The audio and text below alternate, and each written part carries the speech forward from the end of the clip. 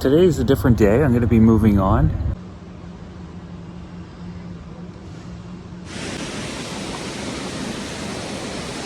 Okay, this is good. This is going to change things for me. This is looking good. I mean, I could easily just park it right here and spend the whole day fishing in this lake. There, you see it? Got a pretty short window of time to work with.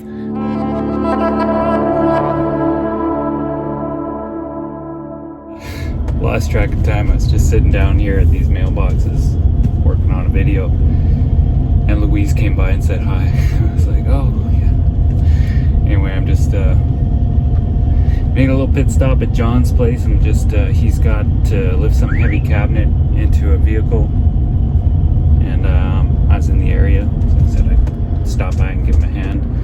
But yeah, I'm just in Chemainus. I went down to Victoria, dropped all that stuff off, and it was pretty smoky down there, so I drove back up here, and it's pretty smoky up here too. But I'm just kind of laying low right now, guys. I'm gonna do a little fishing trip here soon, so I'll make my way that way. That'll be pretty fun. But I'm gonna go to Port Renfrew in that area, and finally, I believe, throw my line in salt water.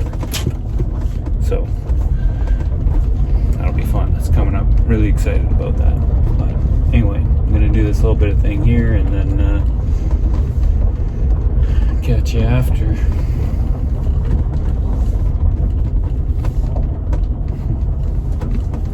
J5 custom bands.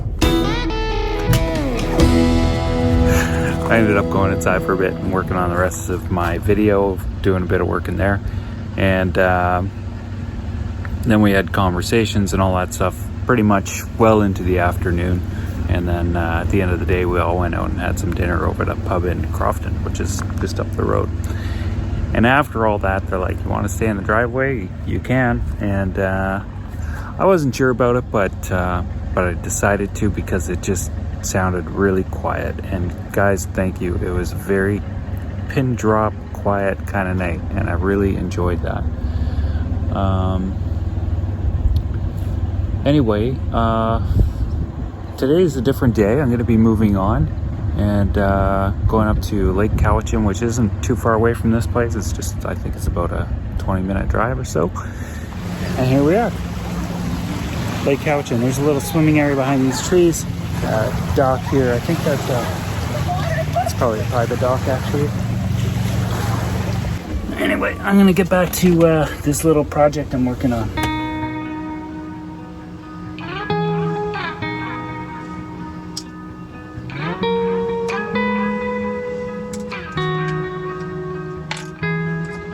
This little guy is kind of like set and ready to go. I generally don't like a box because it's sort of noisy and stuff, but for saltwater I figured this was a little bit more appropriate because I got some treble hooks in there.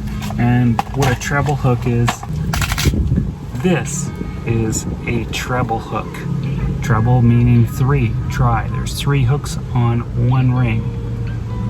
It's kind of a little nasty little guy, actually, when you think of it. It's just ouch, ouch, ouch.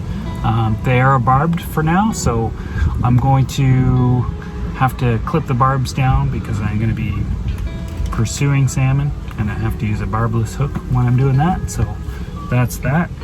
And then yeah, I got these other little rigs here that I did up. I don't know, this is just something I came up with. So these little squid things you can buy, they seem really popular. And then this little plastic minnow deal, I just added a little hook with a line to it on a tube jig head. And this is what a tube jig head, basically it's just a hook, and it's got this little lead weight on the tip of it. This might not be heavy enough, but for a little bit of shore fishing and stuff like that, for like maybe some other types of fin fish, I think those would be good. And then for salmon, I'm going to be checking out these things here called buzz bombs, and they'll probably be equipped with the treble hook on the back. So that'll be my my salmon rig for shore fishing. I have no idea how this rod's going to perform. It's a bait casting rod. This setup right up behind me is a rig that I've used in the past for bass fishing and stuff. The reel on that thing's a little bit bigger than typical bass reel and stuff. So it does have some line on there, but yeah, I'm not sure how that's gonna hold up casting wise out into the ocean. So for now, I just got it rigged up with one of these guys that I set up. And that braided line, I'm not sure what pound test is. I'm thinking it's probably 30, but so I got a leader on there of 25 pound test monofilament. I was gonna go with fluorocarbon. And guys, sorry if you're not keeping up with the technical jargon.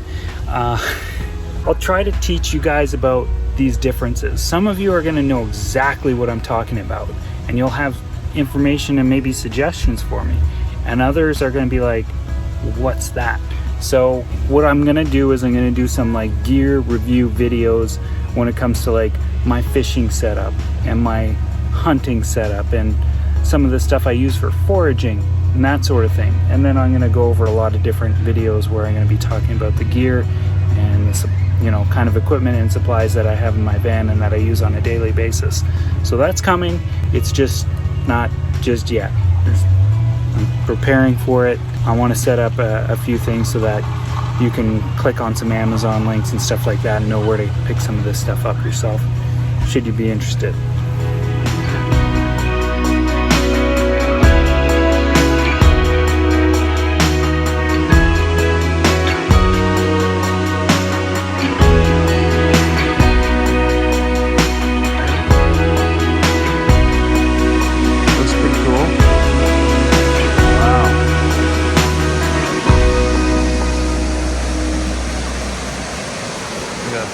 Down in there, look like a little cliff jumping spot or something like that. I don't know if it's cliff jumping. No, it's I didn't actually go all the way down in there.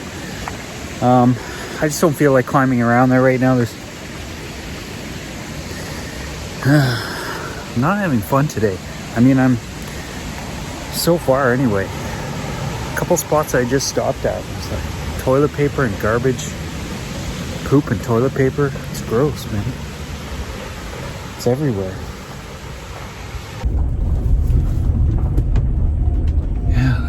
It's just garbage here, man. I'm out of here. It's just, man, it just bugs me, man. It's like, pack it out. Okay, this is good. This is gonna change things for me. This is looking good. Look at this tree.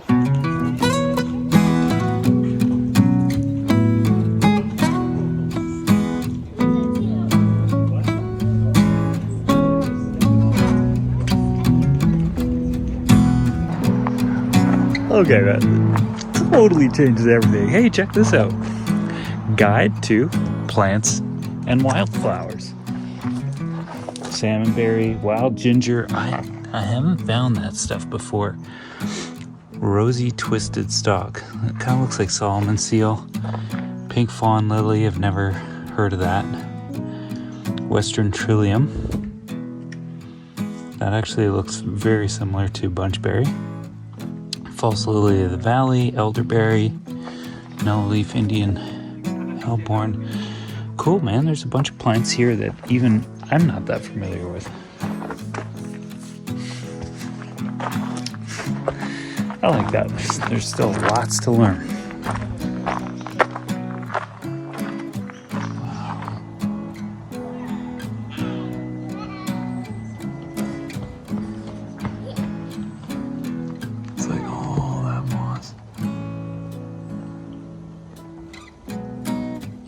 That tree's really big.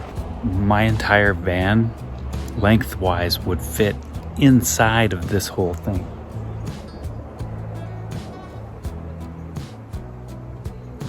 Whew, that's a big tree. Believe this guy's called a Sitka spruce tree, and there's some big ones in this area. There's a place that I want to bring you guys. It's not too far away from here, but I don't have time for it on this trip. And it's a special place, but this is a beautiful tree. It's nice to see this like a tree this size left here, like just so people can come back, enjoy it, and look at it. And I mean, it's beautiful. You don't see stuff like this You know, a lot of it's been cut down and stuff like that, and turned into various wood products and stuff. And you know, there's a whole complicated sort of story along with all that stuff, but yeah, it's pretty amazing. Well, I'm not going to stay here too long. It's just that one tree, and it's right beside the road here. It's pretty beautiful.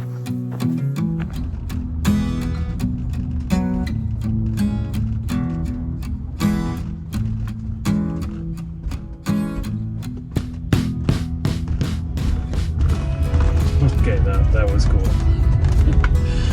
Well, let's check it out.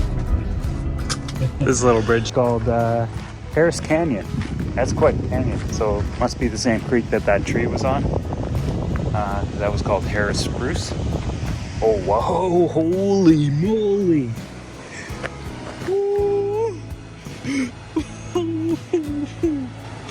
Wow. That is so cool. Wow. Go from way back there. It's just this canyon coming all the way down here, and it's just this clear blue water. It's a ways down from where I am, but so you can see, I'll point under the bridge there in that shadow. You can see the water. Look at that. All right.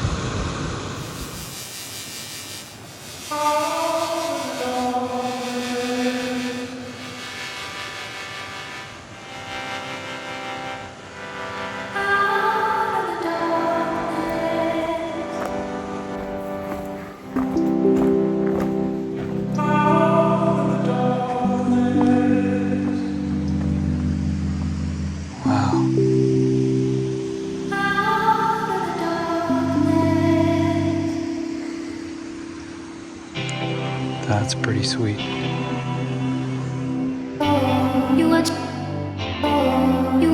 If we never don't know, someone's gotta change.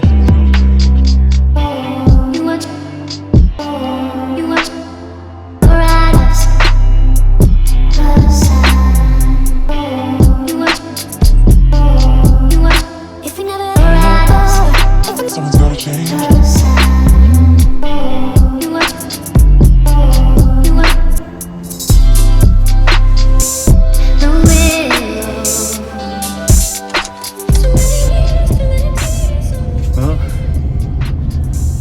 Pretty neat.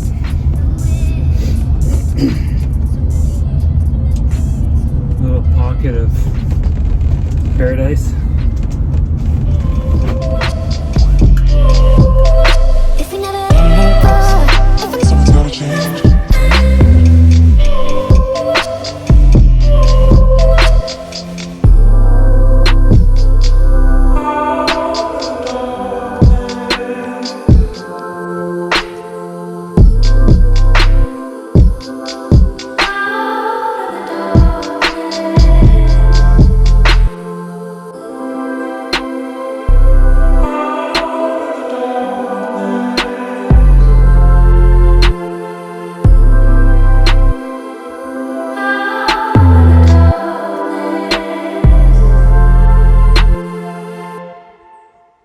It feels like I'm rushing past a lot of this stuff.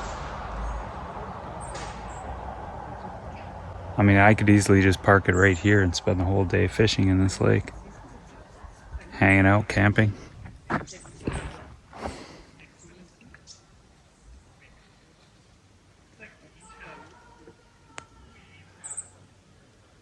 I think what I'll do is I'll kind of come back or do that sort of thing in the future. Just plan to do some freshwater trips and stuff like that. But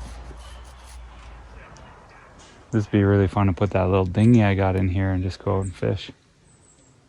But anyway, this trip is about heading on down to the ocean to catch a salmon. So I'm gonna stick with the plan. It's cool to check it out.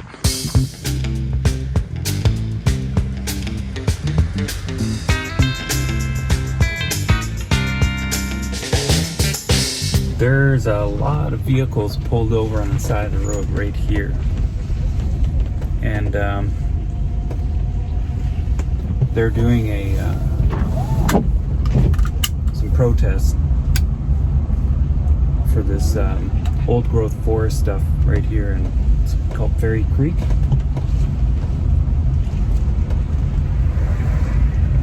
Anyway, apparently this has stirred up quite the commotion, so there's it looks beautiful. I'd like to take a walk around, but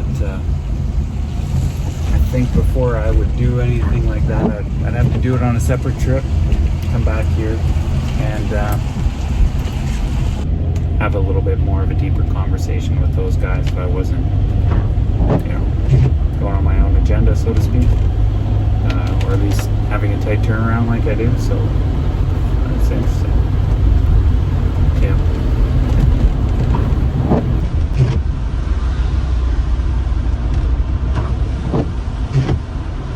Made it to Port Renfrew.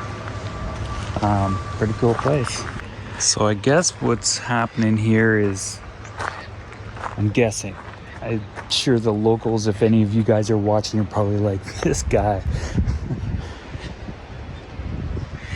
I'm guessing salmon come in through here. I think it's Chinook and Coho, and then they're gonna go up this river. And they might start coming in now. Oh, there's activity down there already. Just saw a little flash of light. Looks like a little tiny bayfish, the odd one. Nice little community right back there. Small town. People are really friendly. Everyone's waving as I'm driving through. It's really nice. Yeah, it's a little smelt or something like that down in there.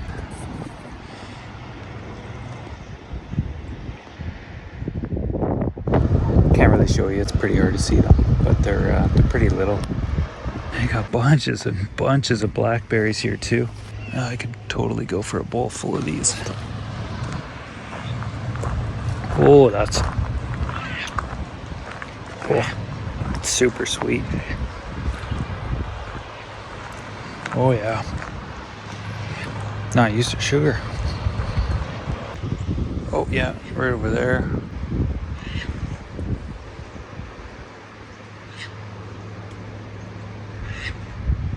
There, you see it? That one.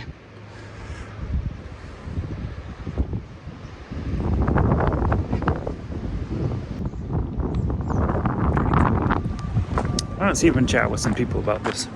I just came here to the community center. It's Monday. It's closed.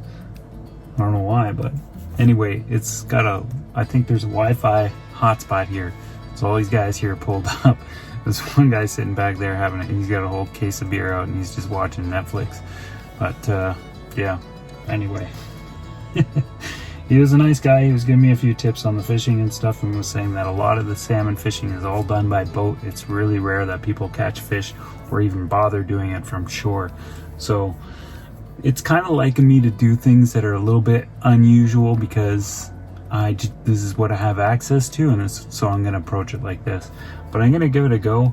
I did see some fish jump down there, and I just want a little bit more information. That's about it. I mean, I could go down there and fish for them and just go for it, but I'm hungry for some info.